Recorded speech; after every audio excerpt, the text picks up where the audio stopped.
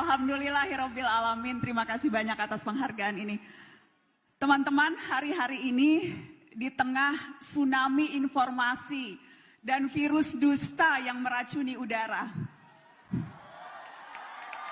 saya percaya salah satu tugas jurnalisme adalah menggaungkan suara publik. Sesederhana itu sebetulnya yang saya lakukan dan dilakukan oleh begitu banyak jurnalis lain. Menyuarakan apa yang kami anggap penting. Ada banyak kebenaran, manis atau pahit, yang semuanya harus berani dibicarakan secara bersama-sama hari ini.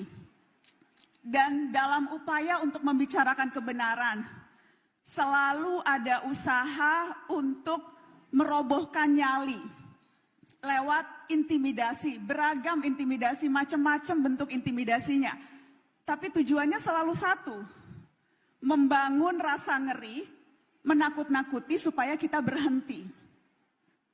Dan siapapun bisa mengalami itu, termasuk teman-teman yang hadir malam ini di sini, teman-teman yang berdiri di panggung ini.